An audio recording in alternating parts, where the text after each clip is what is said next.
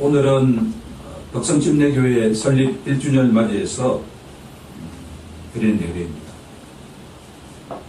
원주 혁신도시는 14개의 공공기관이 있고 약 4,500명이 근무하고 있다고 알려져 있습니다.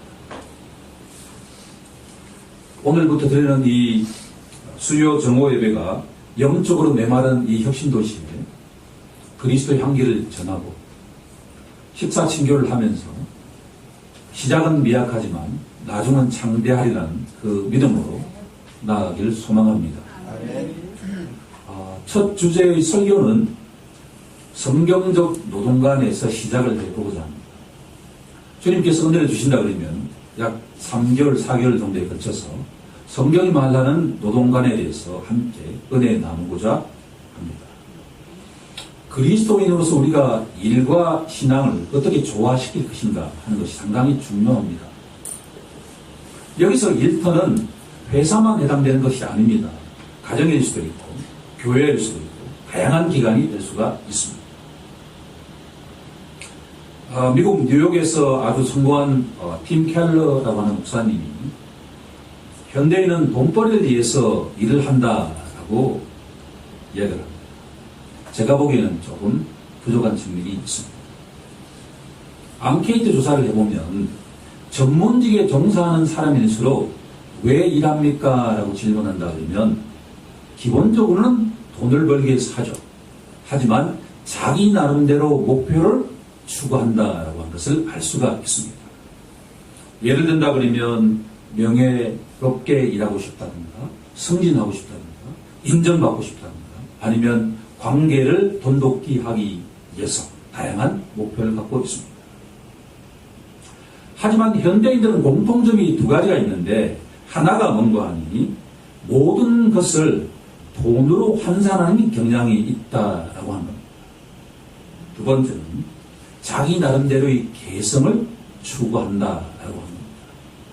지역과 시간은 다르지만 현대 모든 사람들은 다 첫 번째로 금전적 평가 지상주의를 갖고 있다고 합니다. 모든 것을 돈으로 환산해서 계산하는 경향이 있다고 합니다. 두 번째는 자아실현 욕구를 갖고 있다고 합니다.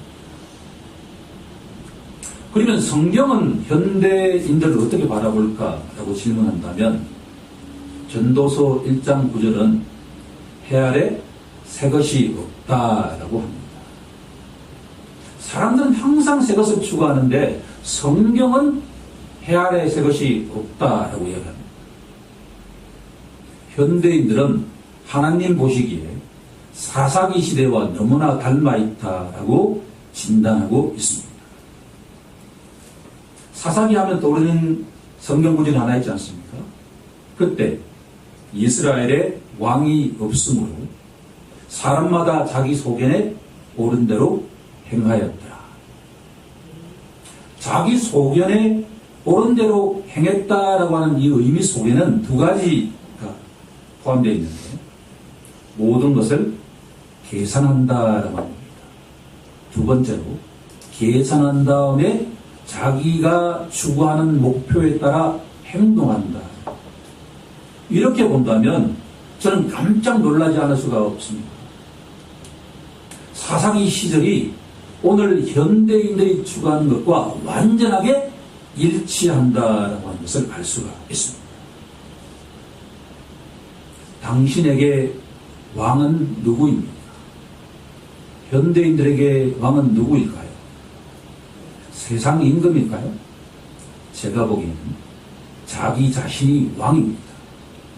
자기가 모든 것을 계산하고 자기가 추구하는 목표를 추구하는 것이 현대인입니다. 현대인의 왕은 자신입니다.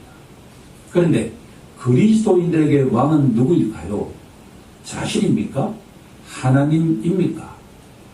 오늘날 세상에 있는 모든 사람은 실질적으로 살아계시고 참되신 하나님이 계심에도 불구하고 인생의 주인이 본인입니다. 그것이 현대인입니다. 그런데 시간과 관계없이 모든 그리스도인들은 주인이 예수 그리스도다라고 하는 것이 차별성이 있다라고 하는 것입니다. 그리고 오늘 본론으로 한번 나아가 보도록 하겠습니다. 성경은 노동에 대해서 세 가지의 메시지를 던지고 있습니다. 제가 주보에 정리해 놓은 내용. 첫 번째 메시지는 하나님은 일하시는 분이다라고 하는 겁니다. 성경을 우리가 펼치면 하나님은 누구인가라고 계시를 하시는데 하나님은 일하시는 분이다라고 합니다. 창세기 1장 1절 이하를 좀 가보면 태초에 하나님께서 천지를 창조하십니다. 땅이 혼돈하고 공허하며 흑암이 깊음 위에 있고 하나님의 영은 수면 위를 운행하십니다. 하나님이 이르시되 빛이 있으라 하시니 빛이 있었고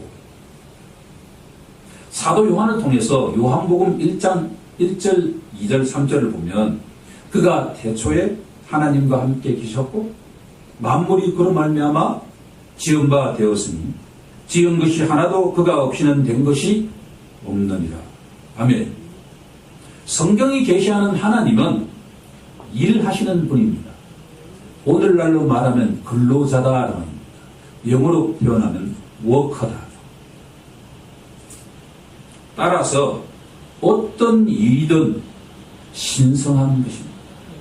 우리가 일터에서 일하든 가정에서 일하든 교회에서 일하든 어떤 곳에서 일하든 일은 신성한 것이다 라고 하는 것이 하나님에게 던지는 첫 번째 메시지입니다. 따라서 하나님의 형상을 닮은 사람도 당연하게 근로자다라고 합니다. 이 세상에 근로자가 아닌 사람은 한 사람도 있을 수가 없다라고 하는 것이 성경이 우리에게 던지는 첫 번째 메시지다. 그럼 두 번째 메시지가 뭔고 하니 하나님은 인간에게 그 사람에게 적합한 잠재 능력을 주셨다라고 하는 겁니다. 마태복음 25장에 가면 그 유명한 달란트 비유가 있지 않습니까? 하나님은 각 사람에게 합당한 달란트를 주셨습니다. 어떤 사람에게는 5달란트를 주셨고 어떤 사람에게는 2달란트, 어떤 사람에게는 1달란트를 주셨습니다. 그런데 여기서 말하는 달란트라고 하는 것은 양적인 개념이 아닌 질적인 개념입니다. 이것을 풀이해보면 하나님께서는 각 사람에게 적합한 몫을 주셨다라고 하는 겁니다. 두 번째는 달란트는 우리가 만드는 것이 아닌 찾는 것이다라고 합니다. 금을 우리가 만드는 것이 아닌 찾는 것과 마찬가지로 사람은 근로자인데 자기에게 하나님이 심겨주신 달란트를 찾아내는 것이다. 결론적으로 말씀드리면 달란트는 비교의 대상이 될 수가 없다라고. 모든 사람에게 하나님은 그 사람에게 적합한 달란트를 주셨기 때문에 우리에게 필요한 것은 그것을 찾아내는 것이다 라고 하는 겁니다. 마지막 결론적으로 이야기하면 일은 소명이다 라고 하는 겁니다. 직업이라고 하는 영어 단어를 보면 vocation이지 않습니까? 이 단어가 어원을 보면 라틴어에서 나왔는데 보케레라고 하는 단어에서 나왔습니다. 라틴어 보케레라고 하는 단어를 의미를 찾아보면 개인적 이해를 초월해서 어떤 존재를 섬기는 소명이다 이렇게 되어 있습니다. 그러니까 직업은 소명이다 라고 하는 어원이 도출이 된다. 결국 지금까지 말씀드린 것을 종합해보면 다음과 같이 정리할 수가 있습니다. 성경은 살아계시고 참되신 하나님이 각자에게 주신 달란트를 땅에 묻어두지 않고 지금 이곳에서 사용해서 열매 맺게 한 것이 하나님의 목적이다라고 하는 겁니다. 우리에게 남아있는 과제라고 한다면 어떻게 하면 일터에서, 즉 가정에서, 회사에서, 교회에서 하나님께 영광을 올려드릴까라고 하는 것이 우리에게 남아있는 과제입니다. 왜냐하면 하나님도 일하시니 우리도 일해야 되고, 하나님은 우리에게 달란트를 주셨으니 그 달란트를 찾아서 누군가는 가정에서, 누군가는 일터에서, 누군가는 교회에서 열심히 이곳에서 일해야 된다는 겁니다. 그럼 어떻게 하면 하나님께 영광을 올려드릴 수 있을까라고 질문한다면 오늘 본문 말씀 속에 그 답이 있다. 본문 말씀으로 한번 돌아가 보도록 하겠습니다. 예수께서 그들에게 이르시되 내 아버지께서 이제까지 일하시니 나도 일한다라고 되어 있습니다. 이 문구는 아주 단순하지 않습니까? 아버지가 일하시니 아들인 나도 일한다. 자, 성부 하나님이 일하시니 성자 하나님이 일하신다면 그들의 자손이 된 우리도, 아들, 딸인 우리도 당연히 뭘 해야 되겠습니까? 일해야 되죠. 주님이 부르시는 그날까지 우리는 이 땅에서 일하는 존재다라고 하는 것이 성경의 핵심적인 내용입니다. 그런데 그건 분명하게 우리에게 알려주는 단어가 있습니다. 내 아버지께서 이제까지 일하시니라고 되어 있습니다. 하나님, 즉 삼위일체 하나님께서는 항상 일하신 분이다라고 하는 겁니다. 우리 눈에는 보이지 않지만 지금 이 예배당에서도 하나님은 일하고 계신다라고 하는 겁니다. 사실은 이게 모든 일에 처음은 한 번뿐이지 않습니까? 이 사역자를 해보니까 신경이 바짝 쓰입니다. 어떤 분이 오실까? 누가 하나님 인도하실까? 제 마음속으로 계속 질문하죠. 그런데 하나님은 역사하셨습니다. 실질적으로 이렇게 함께 수요일 낮에 예배 드릴 수 있다라고 하는 것은 저의 힘으로는 불가능합니다. 하나님이 역사하시지 않는다 그러면 이 자리에 와서 함께 예배 드릴 필요도 없는 것이죠. 그 모든 것들이 우리 눈에 보이지 않지만 삼위일체 하나님께서 협력하셔서 동력하셔서 이렇게 우리를 이 자리에 불러 모으시고, 사람은 특히나 그리스도인은 일하는 존재다라고 하는 것을 우리에게 깨닫게 하셨습니다.